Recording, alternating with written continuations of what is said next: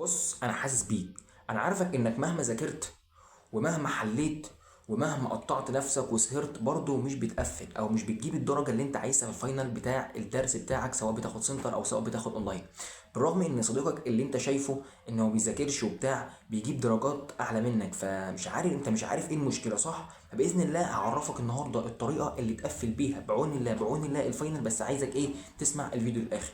بالاضافه انا عارفك برضو ان عندك مشكله صغيره في الانجليزي، تيجي تقرا السؤال ما بتعرفش تترجمه، بالرغم احنا نزلنا كذا فيديو عن الحوار ده وبرضو مش عايز يتحل معاك. فباذن الله النهارده هنحل لك جميع المشاكل دي، بالاضافه ان في يعني جيفت كده في اخر الفيديو، فننساش تكمل الفيديو للاخر. بالاضافه كمان ان عندك مجموعه من التراكمات، وبص سمعت 7000 فيديو على اليوتيوب وبرضه مش عارف تحل التراكمات دي. فالفكره في التراكمات دي يا شباب الوقت. فانت بيدور في دماغك دلوقتي انا اصلا باخد سنتر، فانا ما عنديش وقت اصلا ان انا الم المتراكم ده، وساعتين في اليوم بتاع النوم دول ما بيكفوش اصلا اللي انا الم فيه المتراكم. فهل اكمل في السنتر ولا انزل اونلاين؟ باذن الله لو عندك اي مشكله من المشاكل دي فالفيديو ده ليك. يلا بينا. وكان الله غفورا رحيما. ومن تاب وعمل صالحا فإنه يتوب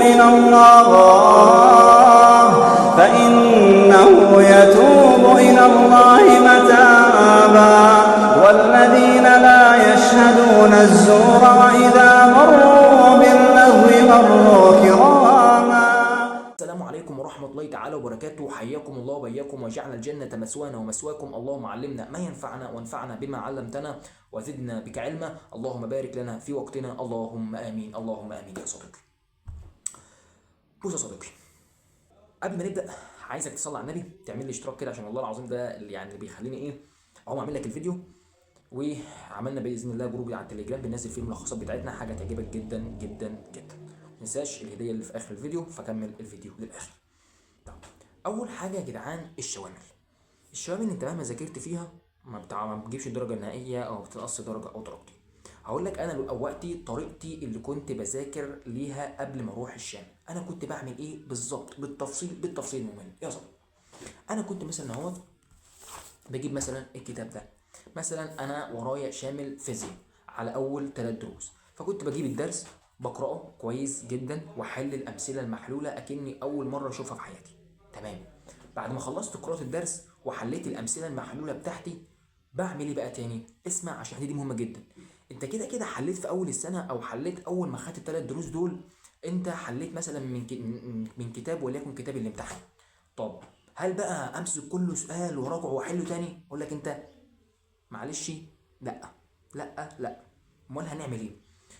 احنا كده كده زي ما انا قلت لك في الفيديوهات قبل كده، وانت بتيجي تحل السؤال اللي يقف قدامك تعمل جنبه نجمه.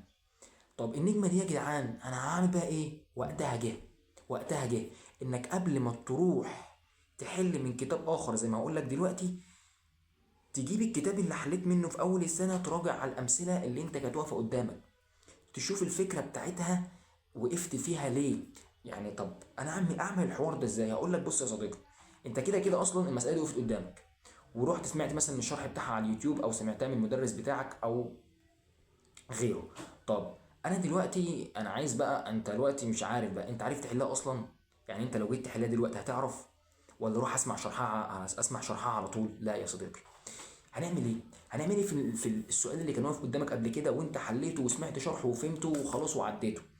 هنيجي يا جدعان اكنه سؤال جديد اول مره نشوفه، هنحله، هنجيب كراسه خارجيه كده نحل السؤال ده تاني.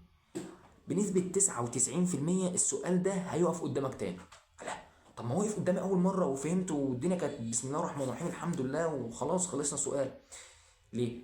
انك ما ثبتش المعلومه كويس، انك ما كتبتش التركية بتاع السؤال ده. فاحنا دورنا الوقت ايه؟ هنمسك السؤال ده ونعيد حله تاني. طب ما عرفتش احله، نسمع شرحه من على اليوتيوب مره تانية ونفهم الفكره بتاعته. ليه؟ لانك لو عملتش كده يا صديقي غالبا بنسبه 90% اصلا السؤال ده يعني وقف قدامك لتركايه معينه، او السؤال ده فيه سنه صعوبه، فاحتماليه كبيره ان المدرس بتاعك اصلا يجيبه لك في الامتحان.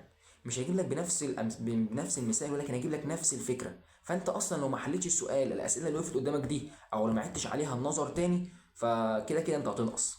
فدي اول نقطه اول نقطه قدامك بتخليك تنقص في الشوامل، اللي هي ايه؟ الامثله اللي كانت بتقف قدامي ما كنتش براجعها اصلا. فمن دلوقتي لازم اي سؤال هيقف قدام كان واقف قدامنا قبل ما نروح الشامل نعيد عليه تاني، نحله لوحدنا، معرفناش نحله لوحدنا نجيب شرح على اليوتيوب يحله لنا. طب بعد ما جبت الشرح بتاع اليوتيوب وفهمنا السؤال والحمد لله رب العالمين حليناه وخلصنا من الكتاب الاول اللي كنا بنحله، كنت بعمل ايه تاني بقى؟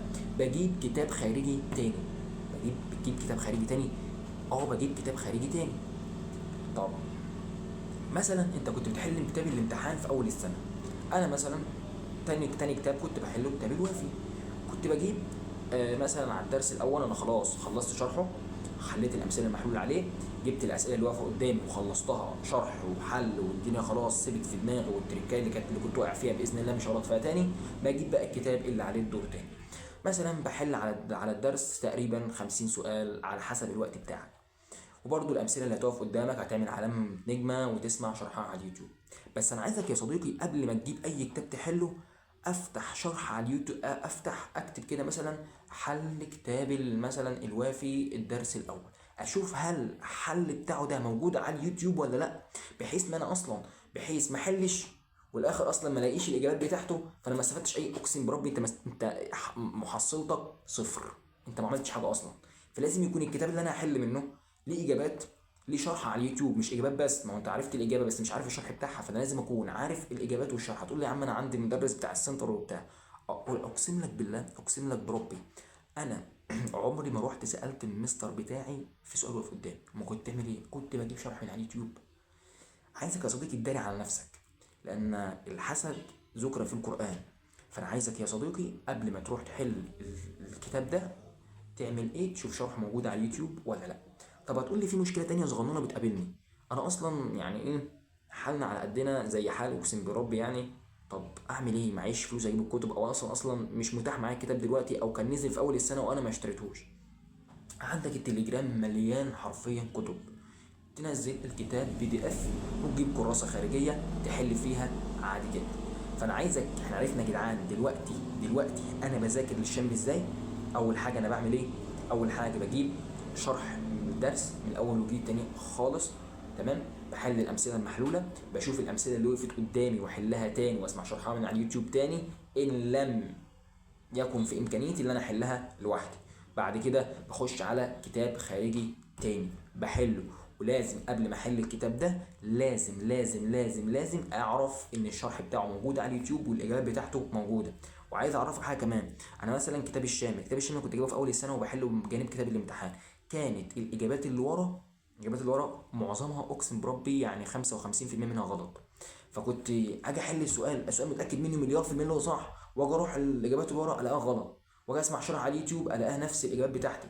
فانا مش عايزك برضو تاكد من الاجابات بتاع الكتاب بتاعك قوي يعني. فبرضو لازم اي سؤال يقف قدامك ومش متاكد منه وشاكك فيه تسمع شرحه من على اليوتيوب. كده انا عرفتك انت بتذاكر ازاي. هتقول لي انا ما كنتش بعمل اي حاجه من دي اصلا. طب ماشي، يعني انت ما كنتش بتعمل حاجه من دي، اديك عرفت. والله العظيم اول مره اعرف، اديك عرفت يا صديقي على لسان مستر محمد صلاح يعني، حبيب الملايين يعني، قلبي ده والله. طب انت بقى لو كنت بتعمل ده او انا كنت بعمل ده، فكان في كتير زي بيعمل ولكن ما بيجيبش نفس درجاتي. طب ايه التركايه بقى؟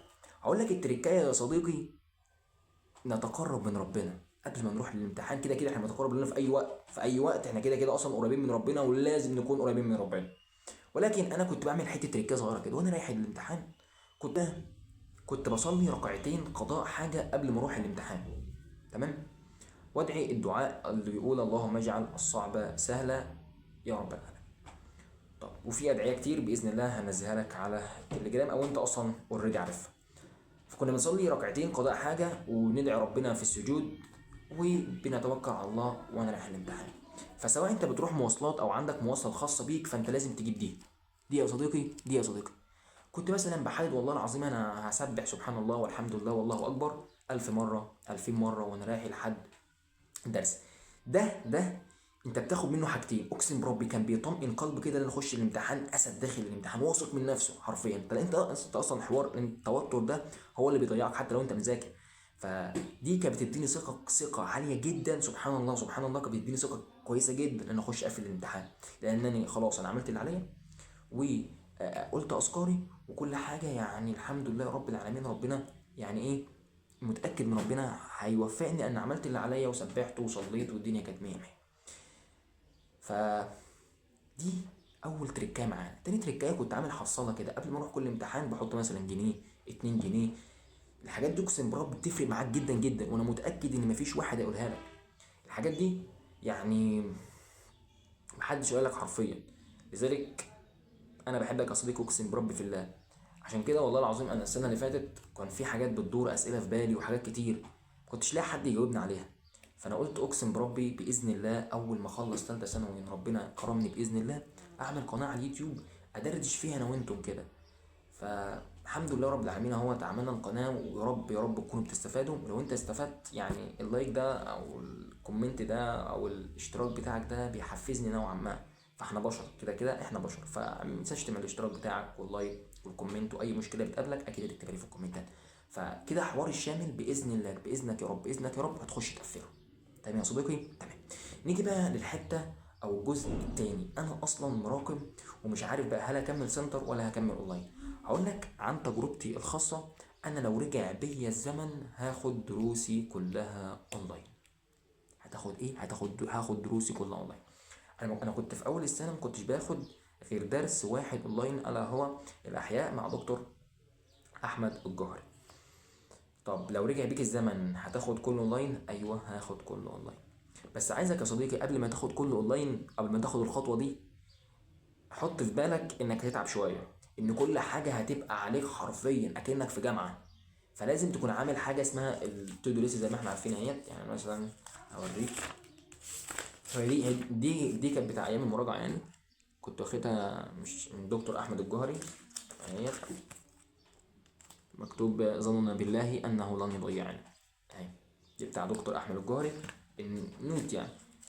طب عشان قبل ما تخش تاخد الاونلاين وتقول لي انت انا هضيع، حصل انت لو خدته اونلاين وما عملتش اللي انا بقول لك ده انت هتضيع حرفيا.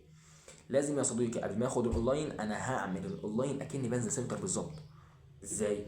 هعمل الجدول بتاعي يوم كذا ويوم كذا انجليزي، يوم كذا ويوم كذا عربي، والتودو ليست بتاعتي هذاكر الساعه كذا، هذاكر باذن الله ماده كذا النهارده، 3 مواد في اليوم زي ما احنا قلنا قبل كده، بحيث احط ماده علميه مع ماده نظريه مع لغه. ماشي يا صديقي؟ فقبل ما تاخد خطوه الاونلاين، قبل ما تاخد خطوه الاونلاين، خطوه الاونلاين دي اقسم بربي يعني حلوه جدا، هتوفر لك وقت كبير انك تلم المتراكم فيه. هتوفر لك وقت كبير جدا انك تلم المتراكم يعني ايه، وتحل كتير برضو معاه. بس لازم يا صديقي تنظم يومك. الاونلاين زي ما له مميزات ليه عيوب. لو انت دخلت في الاونلاين وما التزمتش انت هتعيد السنه. فانا عايز بص اخوفك، خاف لانك لو ما خفتش هتضيع. فانا لازم الاونلاين زي السنتر عندي في يعني ليه مميزات عندي ان هو بيوفر لي شويه وقت، ولكن يا صديقي لازم ارتب يومي. تمام كده؟ حوار الاونلاين خلص. فانت هتقول لي هرشح لك اونلاين، ايوه ارشح لك الاونلاين، ولكن لو انت ماشي في السنتر كويس وبتفهم كويس خلاص كمل في السنتر وربنا يوفقك يا رب. الجزء التاني الانجليزي.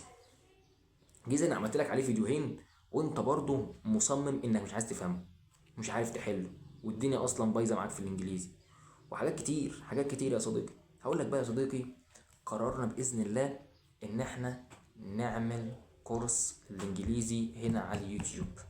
الكورس ده باذن الله هننزل التفاصيل بتاعته قريبا، ولكن انا يعني بص هظبطك حرفيا، هنظبط يعني. بص مش هخليك تريكايه، بص انا عندي بص ادي دي اول مذكره، تاني مذكره، تالت مذكره، رابع مذكره، خامس مذكره. واخليك باذن الله يعني دي الشهادات بتاعتي في الانجليزي اهيت، وكذا شهاده يعني معايا في كتير يعني ما شاء الله. وفي بص هوريك بس ده كله انجليزي يعني، ده انجليزي. بص هوريك كتب الانجليزي اللي معايا دلوقتي هما اهو. هل ده كله كنت بذاكر منه؟ مش كله يعني، بس ده كله انجليزي ان شاء الله، ده كله انجليزي. فالحوار ده كله انا الخصه لك، يعني الحوار ده كله ده كلهم كده. انا الفيديو بتاعي اللي هيكون تقريبا نص ساعه وانزل التفاصيل دي كلها هيلم لك الدنيا دي كلها، وهجمع لك الخلاصه اللي هنا، وباذن الله خليك تخش تقفل فيه الامتحان. ولكن عشان ابدا الكورس ده لازم يكون عدد كبير جدا باذن الله عايزه يستفاد. ما تنساش تعمل اشتراك والسبسكرايب بتاعك. هو السبسكرايب هو الاشتراك صح؟ والفولو، يعني ما تنساش بص تعمل فولو وسبسكرايب واشتراك ومتابعه، الاربعه تعملهم، الاربعه تعملهم. وعايزك اصلي كمان يعني فدان على خير كفاعل، لو عندك اي صاحبك اي بص منشور على الفيس اي حته انا ما بعرفش احل انجليزي، قول له خش عند دكتور بدر كده باذن الله نعمل كورس، خليه يعمل ايه اشتراك، باذن الله ربنا يوفقنا ويوفقكم. استغفر الله، والسلام عليكم ورحمه الله تعالى وبركاته.